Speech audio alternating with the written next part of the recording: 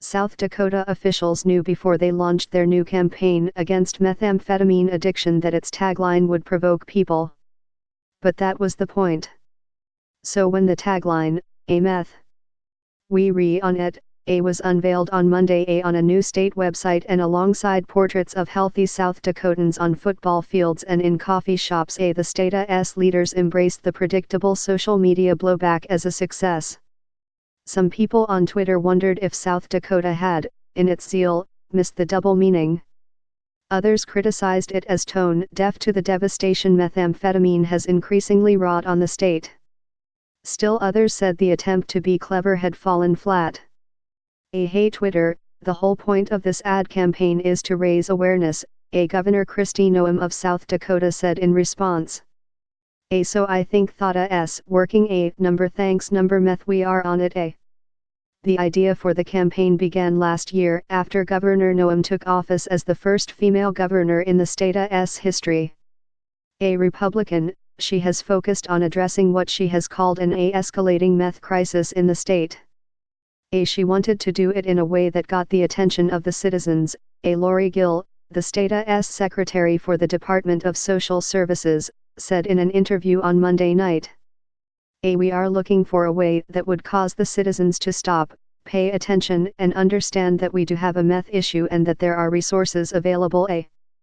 She added, that was the tone going into it, looking for something that would be edgy and that would be able to cut through clutter in advertising and social media. South Dakota is not alone in its struggle with meth. Congress and states nationwide took aggressive action against crystal meth more than a decade ago. Regulations and enforcement made ingredients to make the drug difficult to get in the United States.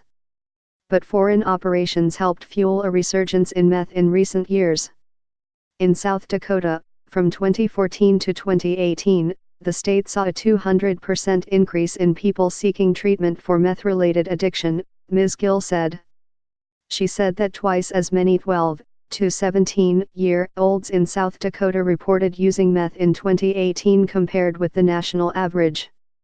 Some groups, like the American Civil Liberties Union of South Dakota, have criticized the state for relying too heavily on incarceration of drug users instead of investing in treatment.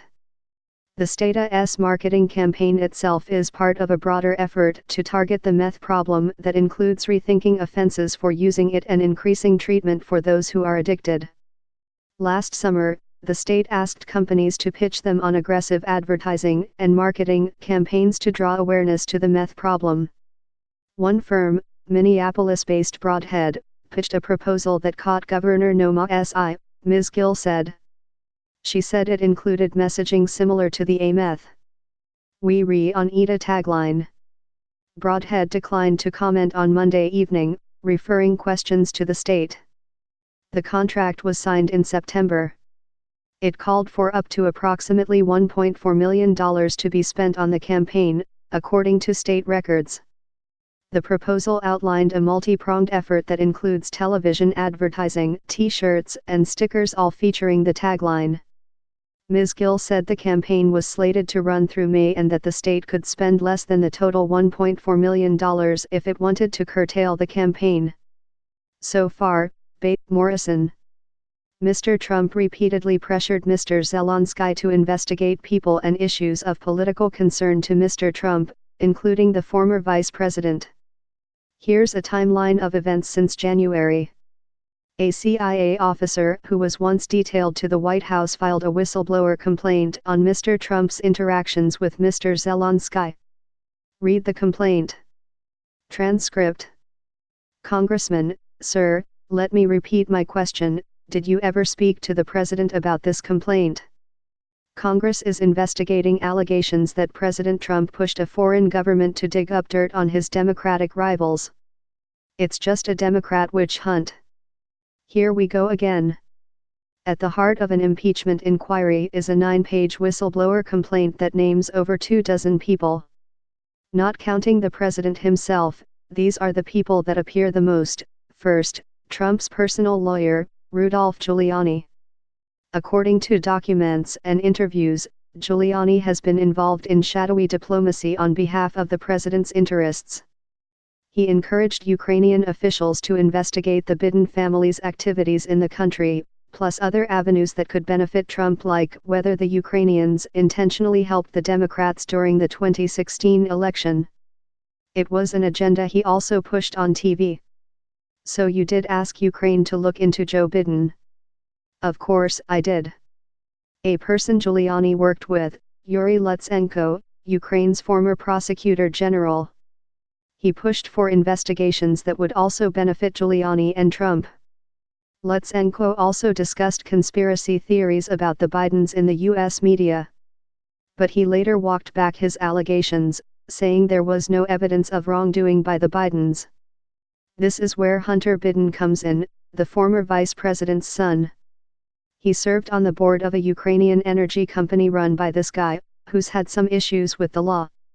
While Biden was in office, he, along with others, called for the dismissal of Lutsenko's predecessor, a prosecutor named Viktor Shokin, whose office was overseeing investigations into the company that Hunter Biden was involved with. Shokin was later voted out by the Ukrainian government. Lutsenko replaced him, but was widely criticized for corruption himself.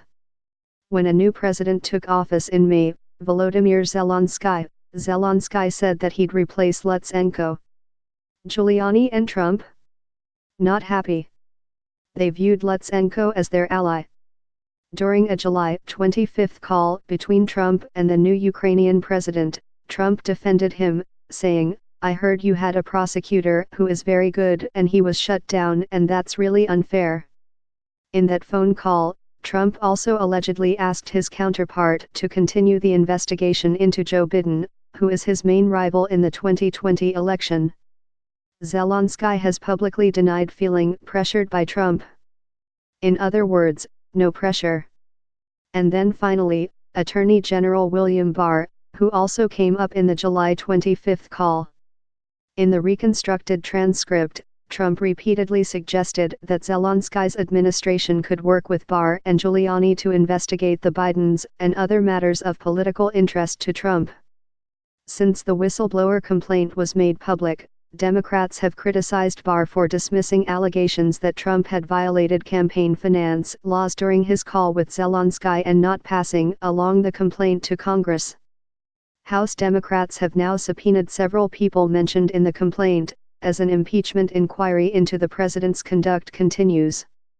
Speaker Nancy Pelosi announced in September that the House would open a formal impeachment proceeding in response to the whistleblower's complaint.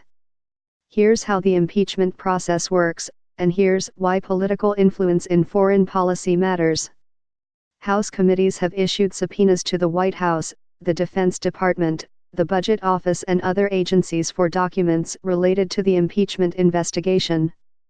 Here's the evidence that has been collected so far. Read about the Democrats' rules to govern impeachment proceedings.